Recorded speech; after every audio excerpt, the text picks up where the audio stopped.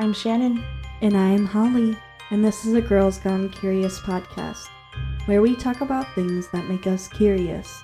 So grab your favorite drink, sit back, and relax, because your show is loading.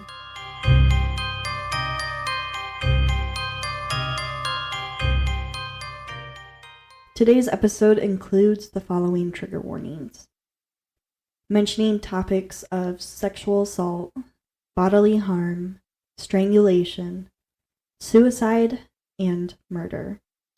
This podcast is not suitable for children. Please listen with care. This is part 25 of 50 States, 50 Cases. Today we will be covering the states Wisconsin and Wyoming.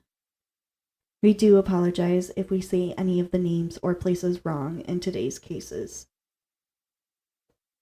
This is our last 50 States, 50 Cases episode. We are both excited to start a new chapter, but also sad that our series is complete and coming to an end. Definitely. Doesn't seem real. Yeah, it doesn't seem real.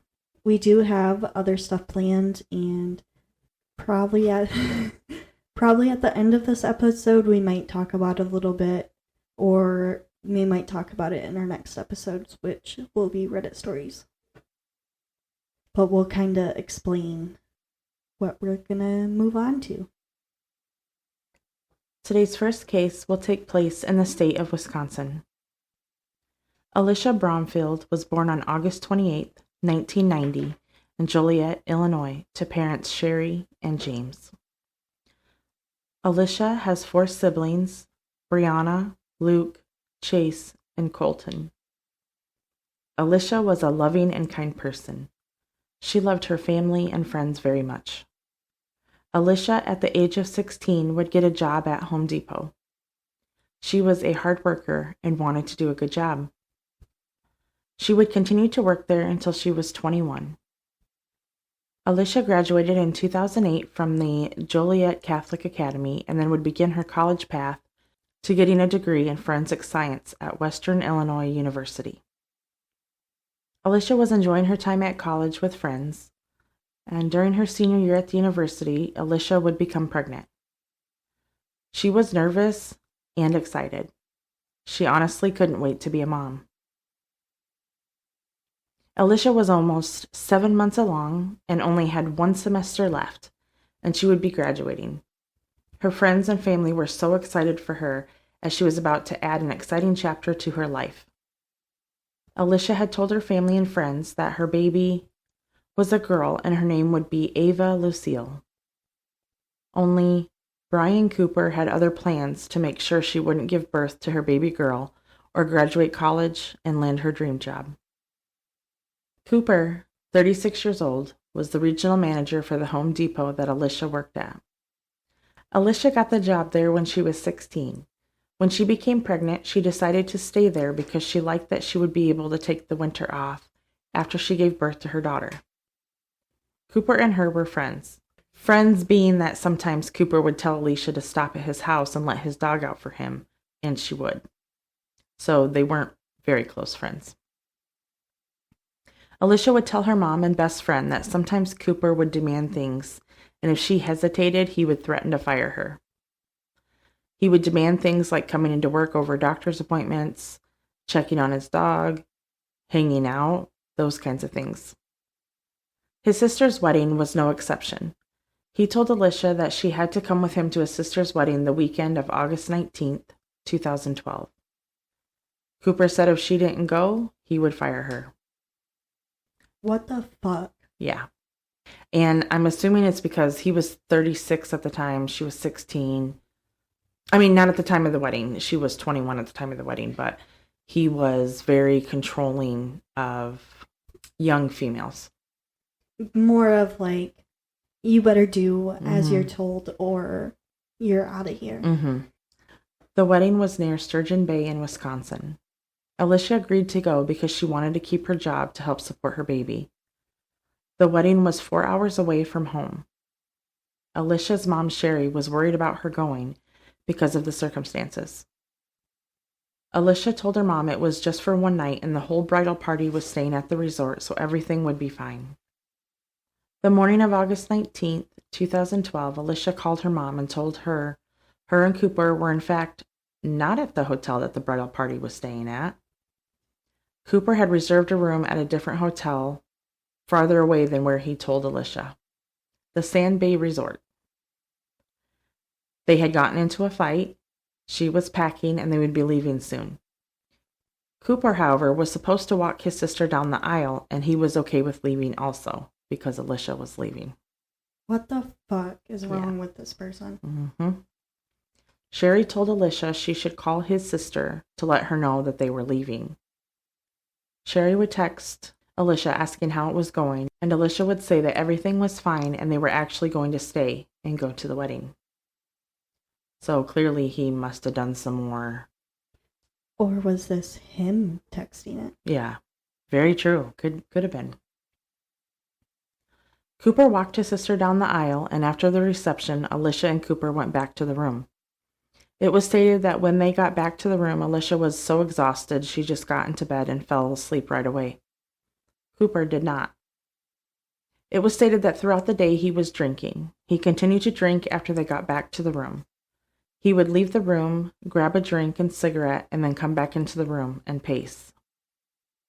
Sometime during the fight the two had earlier in the day, Alisha had told Cooper she didn't want to be friends anymore. She said that once they got back home, she didn't want anything to do with him. Cooper has always wanted a relationship with Alisha. She did not. He had told some coworkers and some of his family members that she was his girlfriend, however, when she was not. Back to Cooper pacing back and forth in the hotel room, he decided to get into bed. He laid there staring at her. Alisha had woken up a little bit. Cooper asked her if she wanted to come over and watch a show when they got back home. She said no. Cooper got angry and snapped. He started to choke her and got on top of her. Alisha cried out for him to stop. "Don't do this to me. Think of the baby." Alisha was fighting him, scratching him, and bit him. They ended up on the floor next to the bed, and Cooper continued to strangle her until she took her last breath. Cooper then thought that he wanted to see her naked and took off her clothes. He then proceeded to rape her. Then he put a pillow under her head and covered her up with a blanket. I don't give a fuck if he felt bad. He would then try to kill himself with a butter knife and then a corkscrew. He was unsuccessful. Because that would totally cause... Yeah. How the fuck would you kill yourself? With a butter knife? Yeah. Yeah. I'm laughing because this enrages me. Yeah. What else can I do? Yeah. Yeah. Fucking... Same, like... man. An angry laugh. Yeah, absolutely. He was unsuccessful, so he decided to go to the bathroom and sleep in the tub. What the fuck? Yeah. So, just a little refresher, like, he killed her, and instead of calling 911, like, maybe in the off chance of saving the baby, he tries to kill himself, and then was like, you know what, it's not really working, I'm just exhausted, so I'm going to sleep in the tub, and I'll deal with it tomorrow, basically. What the fuck? The following morning, Cooper would drive to a lake that was close by and try to drown himself. He would panic and end up getting in his car and finding a gas station. At the gas station, he asked the clerk to call 911. He admitted to the 911 operator that he killed Alisha. The operator asked if it was an accident. He said it was intentional. Her family is going to flip. Everyone is going to flip. No shit. You just fucking killed someone. Yeah. The video, the footage of him coming, like pulling up to the gas station and coming inside and talking to the clerk, he is like soaking wet. So that part of the story where he said he went to the lake to try and kill himself, he at least got in the water. Kill himself? Yeah. And then he called. Yeah, it's interesting. You just, if you look up the case, it's pretty much in every video. Police arrived at the gas station, arrested Cooper, and took him back to the station to be interrogated. Cooper confessed everything, in graphic detail, everything he did that weekend. Police went to the hotel where they were staying and found Alisha. Alisha had fought hard. She had skin cells underneath her fingernails from scratching and digging into Cooper. It was determined that she took her last breath between 3:30 and 4 a.m. During the investigation, police found a camera hidden in the hotel bathroom. There was footage of Alisha on it. There were cameras found in his home also, that also had footage of Alisha using the bathroom. What the fuck? Cooper would state he was not guilty under voluntary intoxication. Yeah. He admits to everything. And I'm not going to go into the details that he did, but he went into like graphic details about what he did and what he has done in the past. But then it literally step by step, everything he did. How would he remember that? If he was intoxicated. Yeah. And because voluntary intoxication, my understanding is that he or the individual is not going to remember what they did. And he remembered absolutely everything. Every little detail. Yeah. So his defense was that he drank too much to be responsible for what he did. He would be charged with 2 counts of intentional homicide and 3rd-degree sexual assault. The trial began in 2013. Alisha's family, friends, police, and prosecutors thought this would be an easy case. After all, he confessed to everything in great detail. The verdict would come back as a hung jury. 10 believed he was guilty. 2 believed he couldn't know what he was doing based on alcohol consumption. Everyone was shocked. I'm fucking shocked. On June 22nd, 2013, Cooper was found guilty of 3rd-degree sexual assault and sentenced to 2 years. The following morning, Sherry, other family members, and friends got to work to bring some sort of change, some sort of light in this tragedy. The police would also get back at it because the next trial is set for May of 2014. During this short window of time, Alisha's family and friends rallied to get a law passed to get rid of using voluntary intoxication as a defense. It works, and so far, 32 states, including Wisconsin, have adopted this law. Cooper's case, however, was grandfathered in because the crimes occurred before the law passed.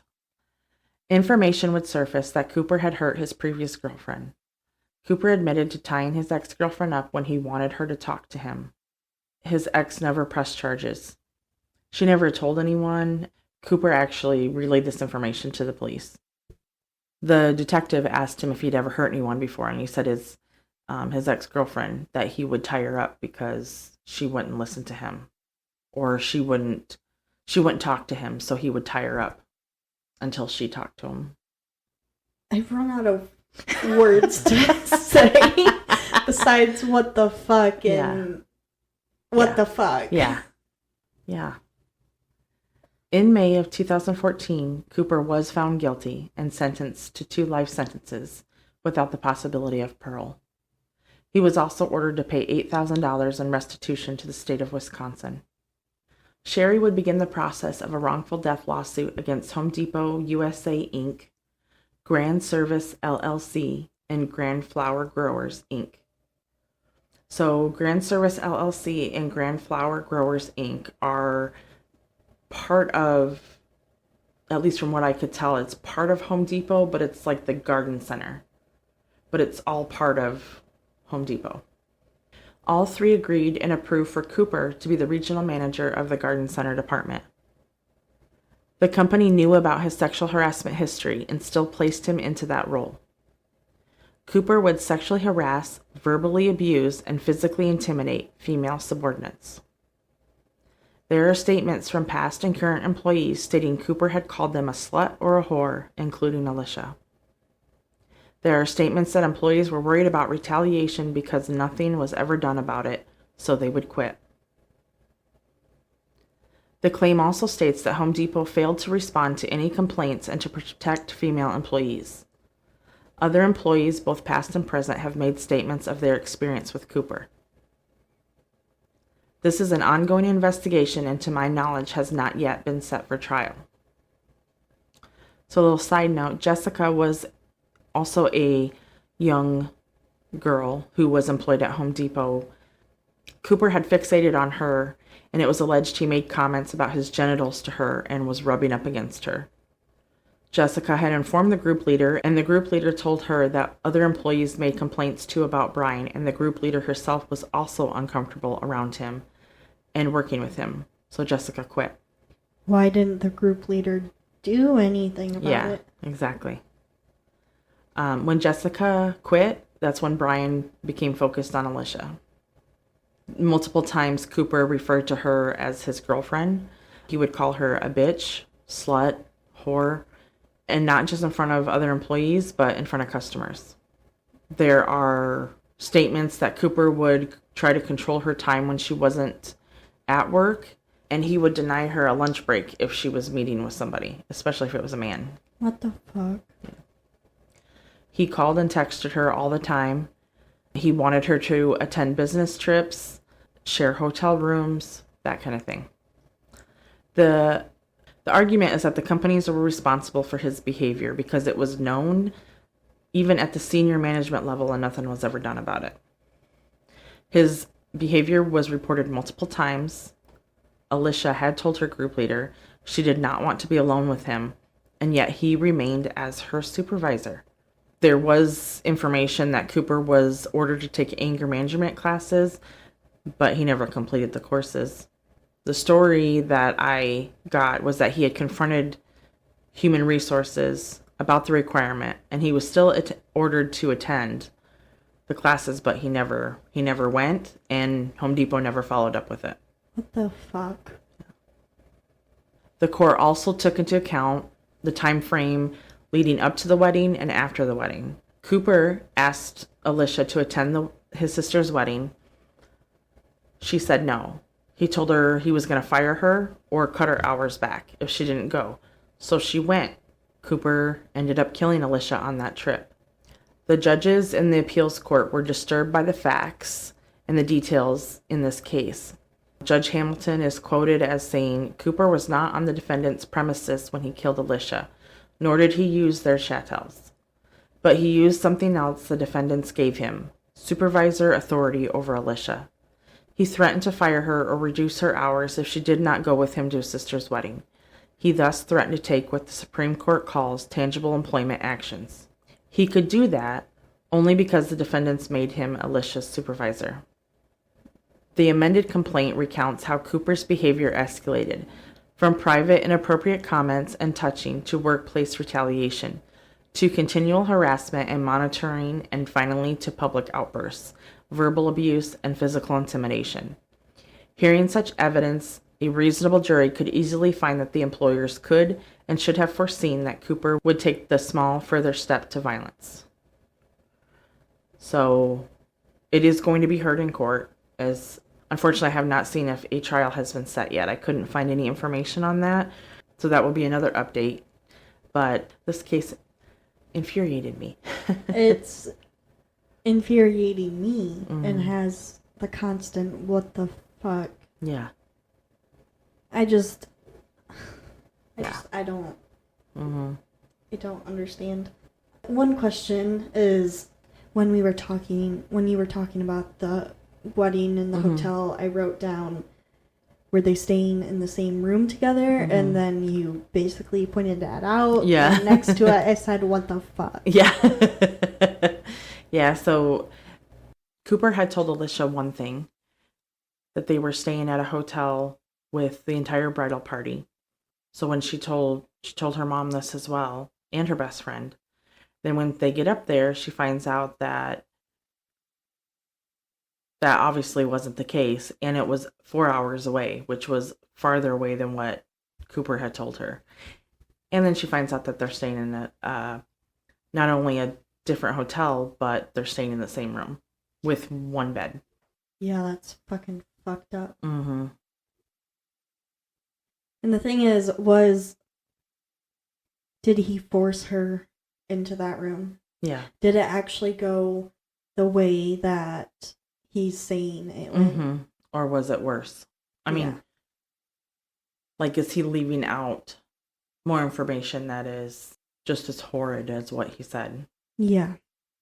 And I feel like he kept saying, like, he was trying to commit suicide with the butter knife and the corkscrew and then in the water.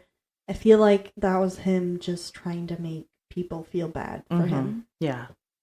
Like, oh, I did kill her and stuff, but I did have enough remorse to try to kill myself. Yeah. And he even said it was intentional, that he meant to kill her. Yeah. Because he was so angry with her that she didn't want to be with him. It just blows me away.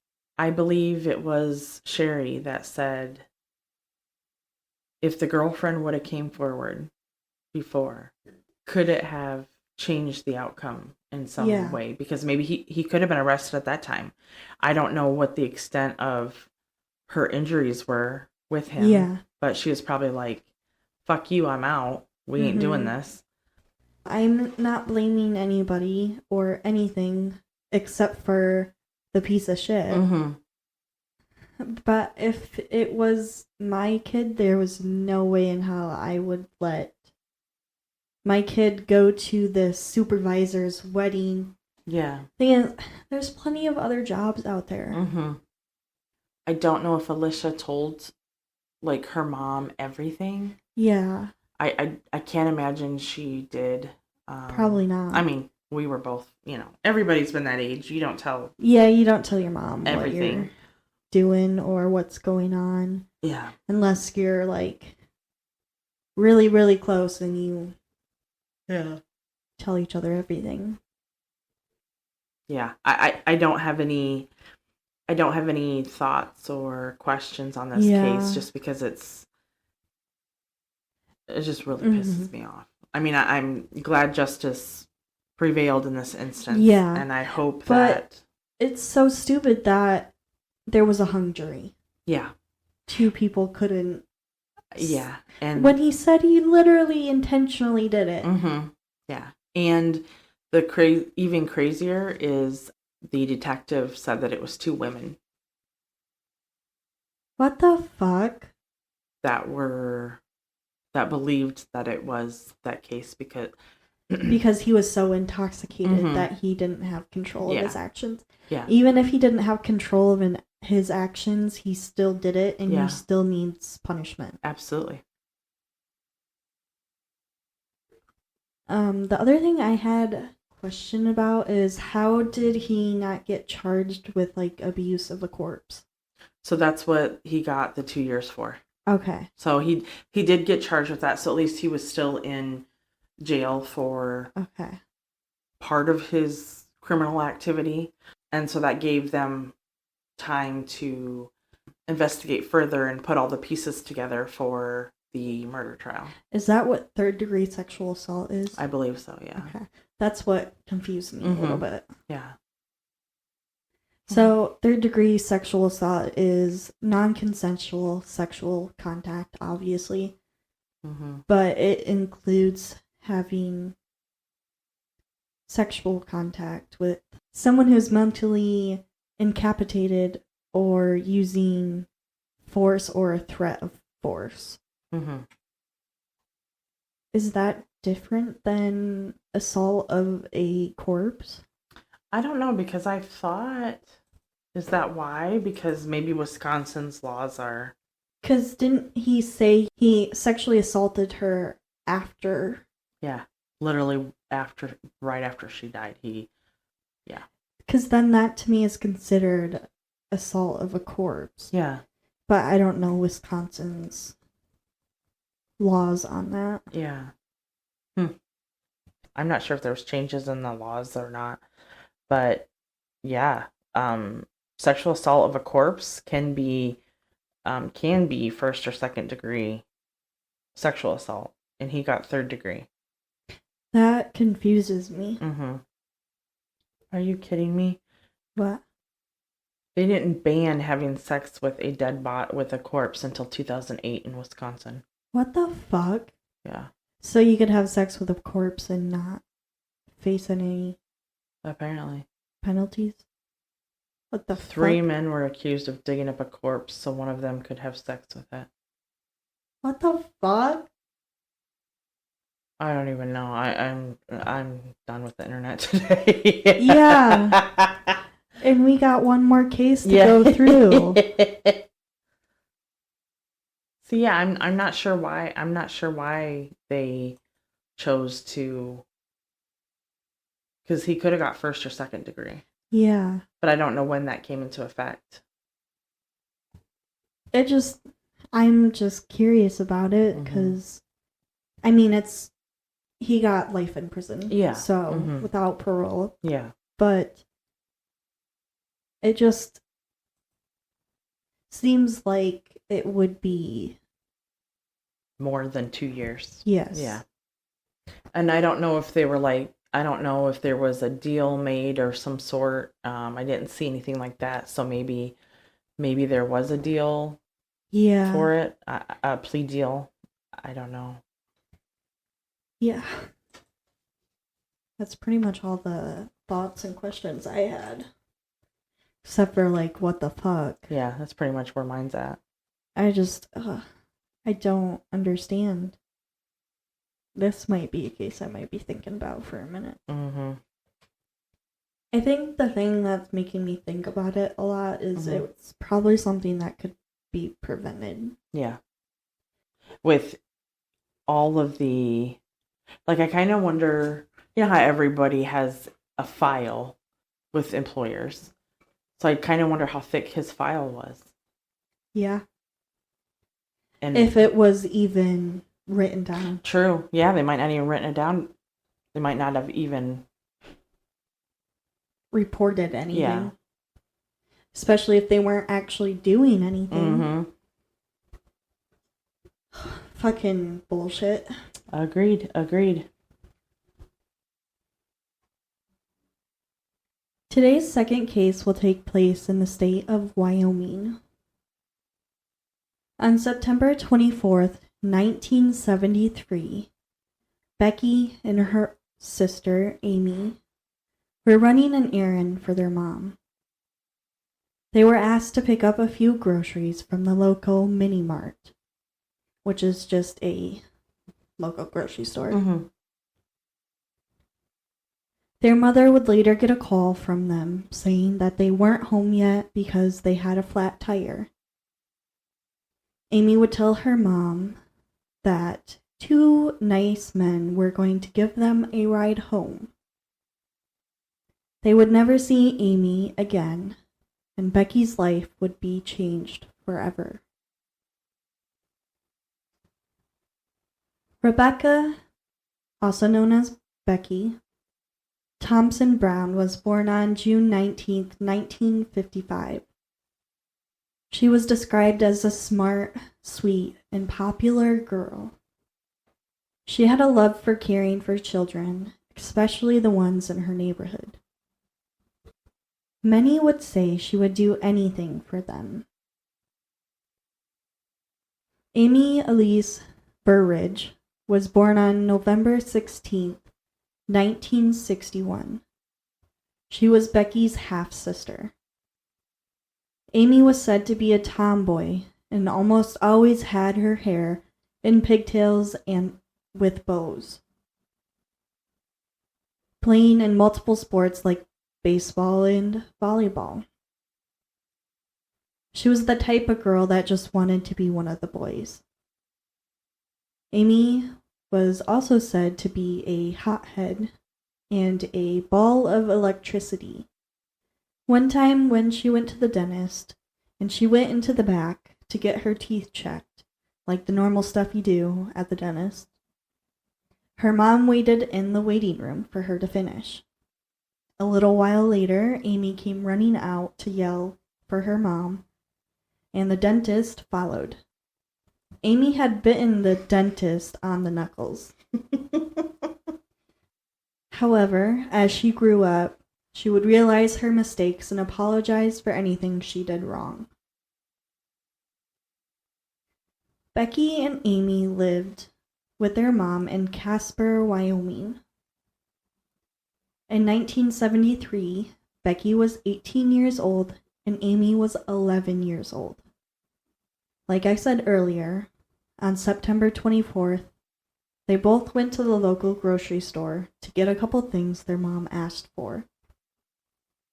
Amy said she wanted to go because whenever she did go to the store, she was able to pick out her favorite candy. This was around 9 p.m. I didn't know exactly what the hours were at this mini mart and at that time. However, I do know that they didn't have a lot of time to shop because sources says the store was closing soon after 9 p.m. So I'm assuming around 10 or 11 p.m. is when the store was closing. Mm. Becky drove their parents' station wagon to the store that was located on 12th and Melrose, which wasn't very far from their home. 30 minutes would go by, and their mother at home would begin to wonder where they were. But it only had been 30 minutes, so she wasn't too worried. Shortly after, she got a call from Amy on the payphone. They had a flat tire, and 2 men were going to bring them home. Amy just wanted to let them know what was happening and basically check in with her. But they would never get home. After a certain amount of time of them not arriving and not hearing anything from them, Tony, their mother, drove to the store. In the parking lot was the Ford station wagon with a flat tire. But the 2 girls were nowhere in sight. The next step was calling the police. Police would first question the store clerk. The clerk would claim they didn't see anything suspicious. They did notice them come in, they got groceries, and left normally. Being busy taking care of other customers, they weren't able to keep a close tab on them. They would also go around and ask neighbors that lived near the store if they saw anything, which they didn't.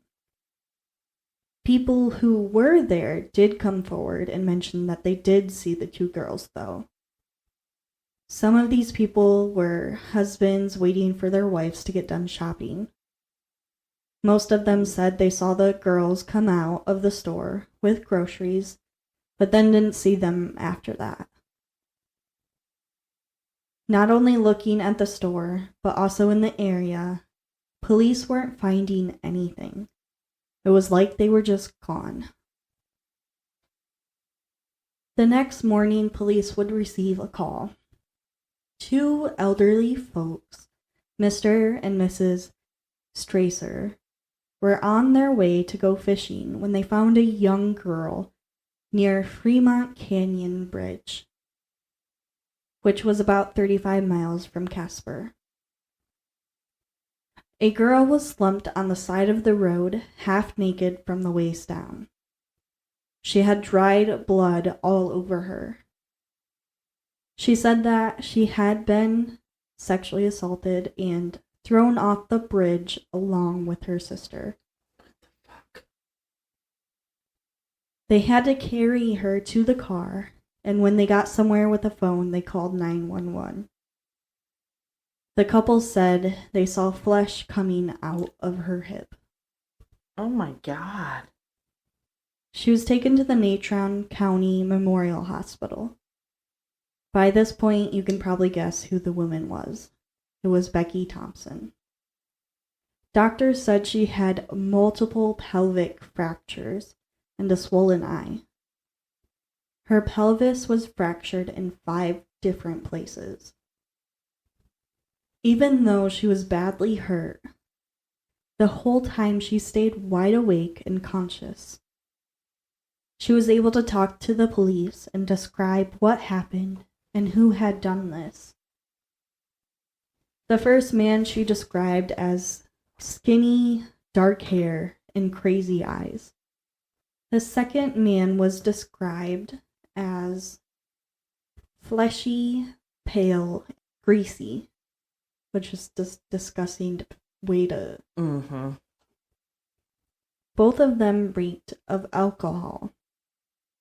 Police automatically knew exactly who she was talking about, which is horrible that police automatically know who. Yeah. One of them was found right away, while the other was tracked down. He was later found in his car, the same car she described kidnapped her and her sister. Once both of them were arrested, they were put up in a lineup. Becky pointed out Ronald Kennedy and Jerry Jenkins. They were well known by the police, having a long record. To be specific, over 20 arrests. As kids, Kennedy and Jenkins had been in and out of multiple correctional institutions, which did nothing to help them. Ronald once broke into an elderly woman's home to beat her and steal $20.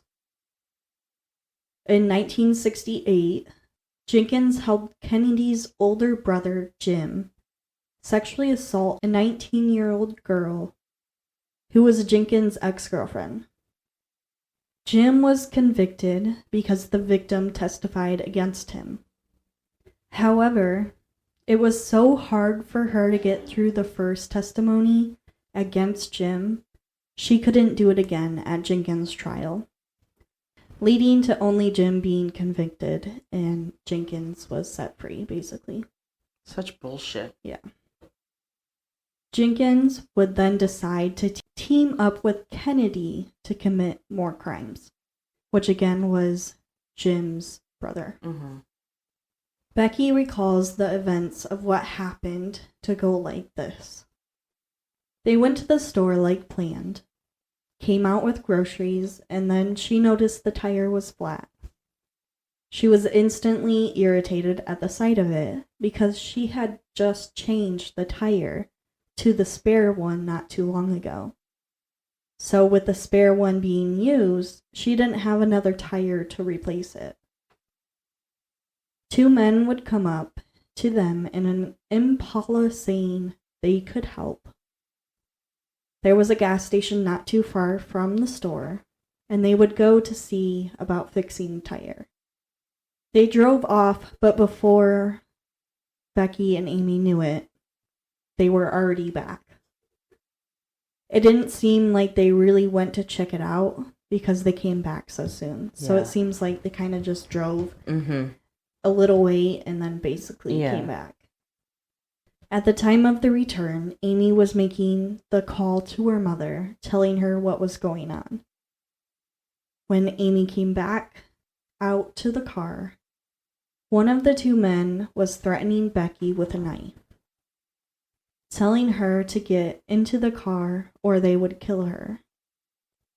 So both of them got into the car, scared to lose their life. Jenkins was driving while Kennedy was threatening and beating on the two girls. They would even both spin a story of how Becky and Amy pissed off someone who was in the mafia, and that's where they were taking them. That these people were going to teach them a lesson for what they did and decide their fate. I do want to mention that they reek of alcohol and they had been drinking for I don't know how long, so. Okay. Not an excuse, though. Right. Did they try voluntary intoxication as a defense? I don't know if that was available in 1970. Oh, true. After what seemed like a long drive, the car came to a stop. Becky knew they were outside of Casper, but she didn't know exactly where. They were pushed to the floor of the car beneath the seats. Amy was taken first. Becky begged and pleaded for them to take her instead. She clung to Amy, but unfortunately, she wasn't able to stop them. Before leaving her sight, Amy said to Becky, "I love you, Becky." Jenkins stayed in the car with Becky, and when Kennedy returned, Amy was nowhere in sight. At this time, Kennedy and Jenkins would both SA Becky.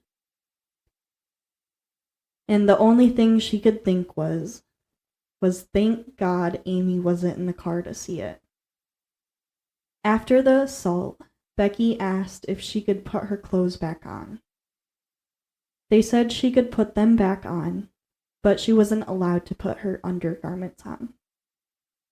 So she had pants on with no underwear and her sweater with no bra. They dragged her out of the car onto the bridge. It was dark, so Becky couldn't really see anything. She fought back against them. However, they would beat and strangle her. Once they believed she was dead or too far gone, they pushed her off the bridge. It was a 112-foot drop above the North Platte River. While falling, Becky hit rocks on the side of the wall, breaking her fall. She basically ricocheted off the rocks and landed in the middle of 40 feet deep water.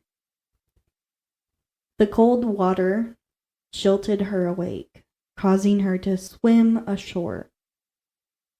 She wanted to scream for help and from the pain of the fall, but she was too terrified to. What if they were still near and heard her?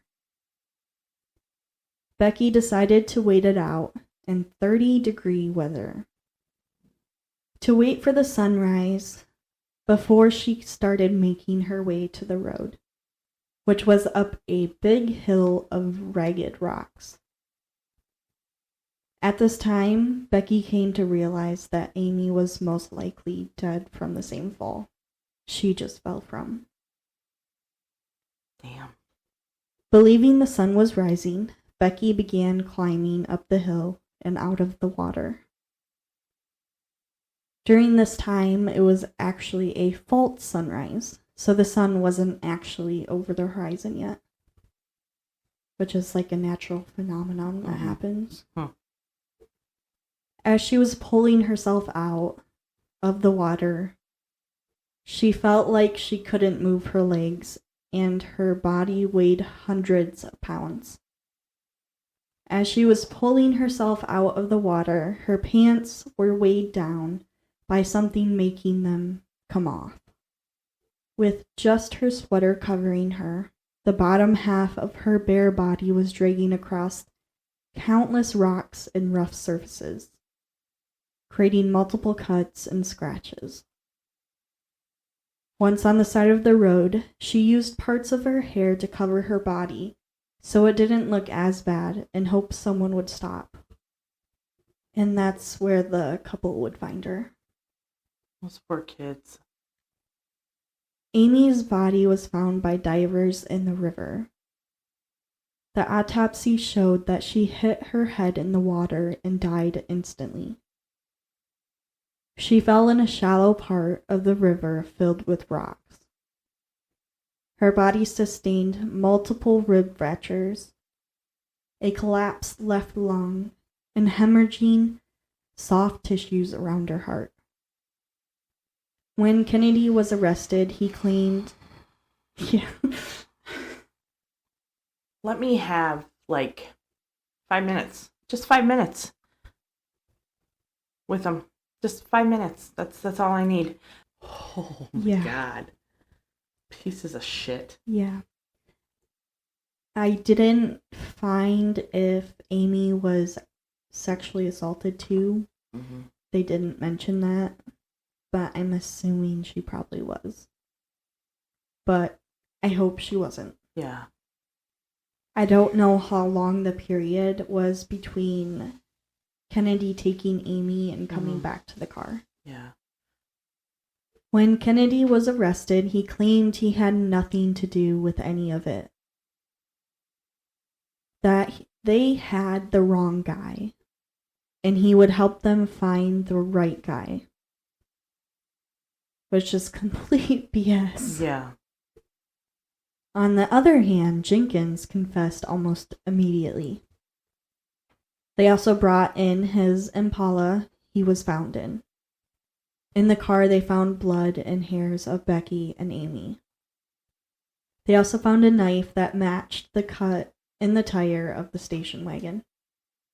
Jenkins would claim that Kennedy was the mastermind behind this plan, that he was in charge of everything, and that he just followed orders from Kennedy. Their trial would take place in Cheyenne, about 2.5 hours from Casper. They would be tried together, and the prosecution was hoping for the death penalty. In court, Becky would testify against them. She would also mention hearing them say, "Make sure she's going to die," and "Make sure she's going to be dead," before throwing her off the bridge. Becky also talked about Amy. She said, "That little girl was so brave." Neither Jenkins nor Kennedy testified in their own trial, which rarely anyone ever testifies in their own trial. Yeah. Defense would try to blame Kennedy's reason on illness and anxiety. A psychiatrist, Lincoln Clark, did tests on Kennedy. That took 3 days and came back with him having antisocial personality disorder with patterns of disturbed behavior. However, Clark did mention that Kennedy did know right from wrong at the time of the crime. The defense was just saying Jenkins was too drunk to form intent under the control of Kennedy. More BS. Becky would say that Jenkins was the one who made those comments about making sure she died, and he was also the one to strangle her. Both of them were trying to plead insanity. Shocker. Because of what happened in their childhood, it led them to causing the sexual assault and murder. Because that... Bullshit. Yeah. And they did talk about their background and stuff, but I didn't add it because I don't care. Honestly. Yeah. It's a bunch of stupid shit. Like, there's been worse things that happen to people as kids. Yeah. Yeah, we know several people who have had horrendous childhoods. And they turn out perfectly fine. If not, if anything, better than... Oh, man. That's a whole nother... Yeah, that's a whole nother episode. Yeah. Kennedy pleaded to not guilty by reason of insanity, while Jenkins would just plead not guilty. There was 5 hours of deliberation, and both were found guilty. They were convicted of first-degree murder, sexual assault, and assault and battery, sentenced to the death penalty. It was the first time in 9 years someone was sentenced to the death penalty. 4 years later, the state of Wyoming abolished the death penalty. Kennedy's and Jenkins' sentence were commuted to life in prison. Oh, man. So, life in prison without the possibility of parole? Yeah. Yeah, that's what it was commuted to. Which... Okay, so to tie in our last case to this case, so the law changed and Cooper's sentence was changed, right? Because of the law? No, he was grandfathered in. He was grandfathered in because the law changed, but it was after he had committed the crimes. But in this, they've committed the crimes and it's before the law changed, but yet they're not grandfathered in. Yeah. How the fuck does that work? Mm-hmm. I guess it depends on the state, apparently. What the fuck? Not that I want to talk about him, but Kennedy thrived in prison. He was actually dating and eventually married his third wife. I don't know if that wife was in prison with him or out of prison.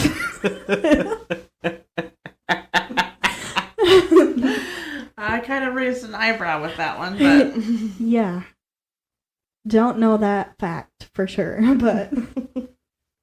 He also owned a pet, which I don't know how is possible. He wrote a memoir, and they even let him out to attend his sister's funeral. Bullshit. That is such bullshit. Which was very close to Becky's house. Luckily, nothing happened, but something could have happened. Oh, absolutely. That's complete bullshit. Mm-hmm. July 31st, 1992. 19 years after the death of her sister and the assault she went through. Becky died from falling off the same bridge. Holy shit. Did she commit suicide? That's the question. Mm-hmm. Becky seemed like she was living a good life after the tragedy happened. For a short while, she worked as a parking lot enforcement officer. She worked along with the Casper police. One of them being the same police that helped her in her case, David Dovala. Eventually, she changed jobs, moving to selling ads to radio stations. Many said she was outgoing and lovely. She was always cracking jokes about anything to make people laugh. Becky got married and had a daughter. The same detective, David, was the one to walk her down the aisle, since her father had passed when she was younger. But even with all the good things happening around her, Becky was never the same. She fell into depression and alcoholism. Seeing a therapist and taking medication only helped her so much. Her thoughts always went back to, why did I survive and my sister didn't? Having an extreme case of survivor guilt. Eventually, Becky got divorced from her husband and started dating a new boyfriend. The day Becky died, he said she insisted on going to the bridge that day to pay her respects to her sister. Standing or sitting on the edge, they talked about a lot of things. And when the boyfriend was interviewed, he talked to the police about what they talked about, but it wasn't released because the police believed nothing they talked about had anything to do with her death. Okay. I think mainly the conversations were about what happened that day. Yeah. Becky began to cry, so her boyfriend said her daughter shouldn't see her cry. So he was taking her daughter to the car. With his back turned, he heard a crash. And when he turned back around, Becky was gone. Running to the edge, he saw her body hit the water. Police did investigate and question the boyfriend, but they never really considered him a suspect. They didn't and still don't know if it was an accident or if she committed suicide. At the time, there was a rumor that Kennedy and Jenkins were getting a new trial and they had the possibility to get out. But a couple days after Becky's death, both trials were denied. Becky's autopsy showed she had alcohol in her system, and she hadn't been taking her antidepressant medication. Her body shows she hit the rock wall, breaking her neck, and she died instantly, landing face down in 30 feet deep water. She hit the water so hard, her clothes left imprints on her body. Holy shit. Her ashes were spread on Amy's casket, and they shared a headstone with the words sisters engraved. Near the bridge is a bench with the words, "Remember September 25th, 1973. Another railing was added on the bridge in hopes nothing would happen like this again. Several hundreds, over 500, people showed up to Becky's memorial. It was held at the First Presbyterian Church on City Park. The counselor who worked with Becky said, "Becky have no guilt about Amy. As those of us who knew her well know, she was troubled so that it was Amy, not she, who was taken that first night. Becky and Amy are at last together again. Becky, you were normal. Who of us here today could not live through her awful experience and not bed and not break?" I do have a couple mentionings. Jenkins died in 1998 due to heart failure. And Kennedy is still in prison, alive today, I believe. During Becky's pregnancy, she had a very difficult birth due to her previous injuries. A rescue crew member trained to go up the rocky hill by the river said it was even hard for him to do it. And a teenager walked up it after falling that. She crawled up it. Yeah. What I'm getting is she basically army crawled up it. Yeah. Because she couldn't move her legs. Yeah. Damn. A boy who lived in Casper at the time of the death of Amy and the attempted murder of Becky wrote a book about it when he got older. If you are interested, it is called The Darkest Night by Ron Franscell.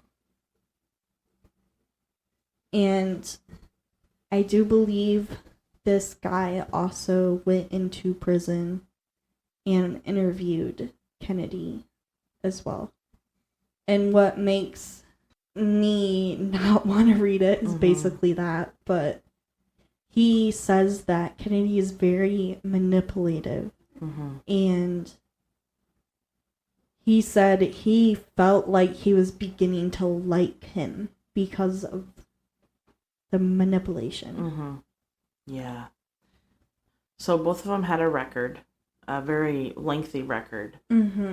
And so at what point do they say, okay, this person needs to be off the streets? Like, yeah, clearly they're not. How many arrests does it take? Yeah.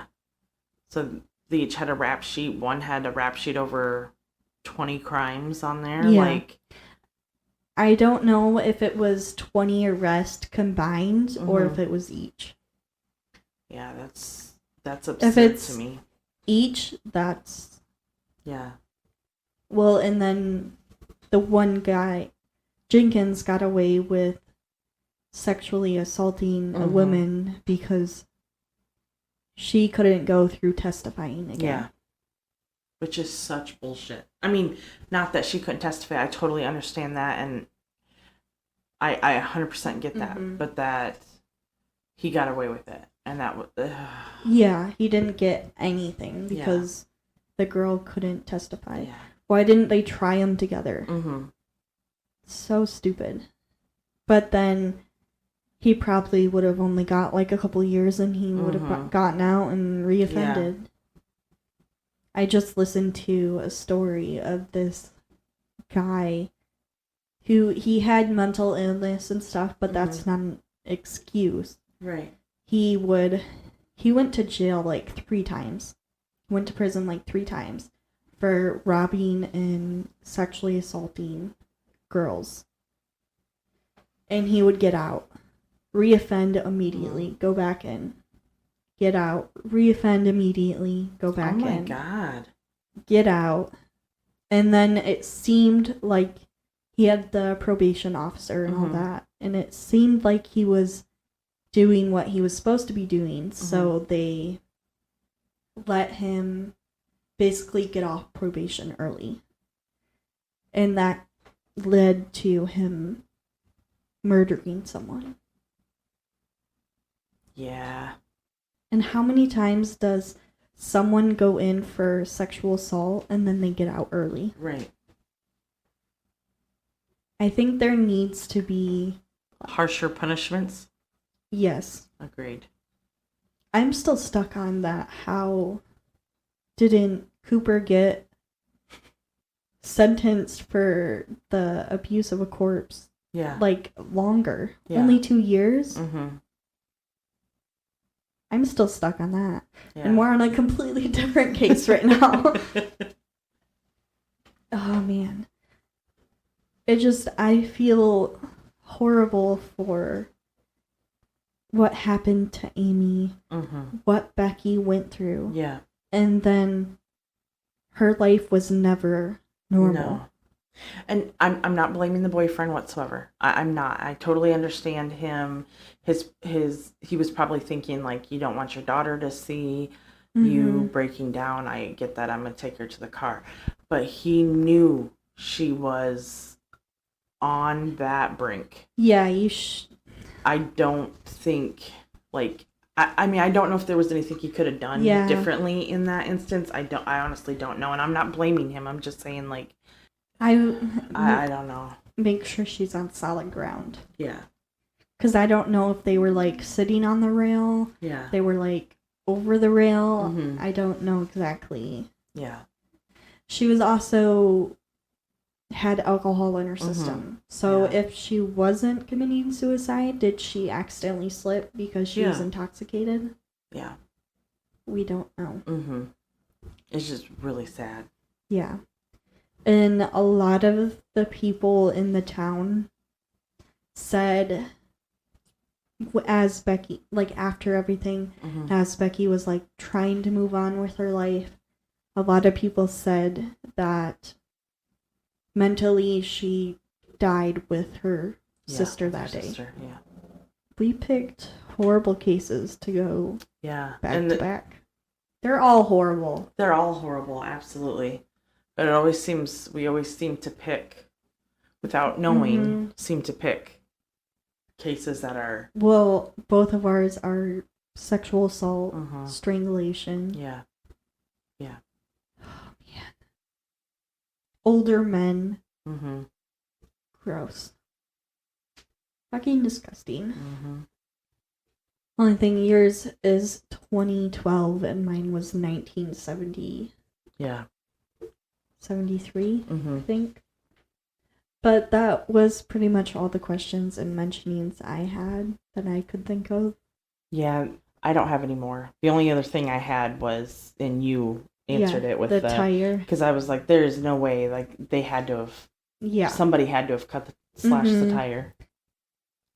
Our hearts go out to the victims in both cases and all individuals affected.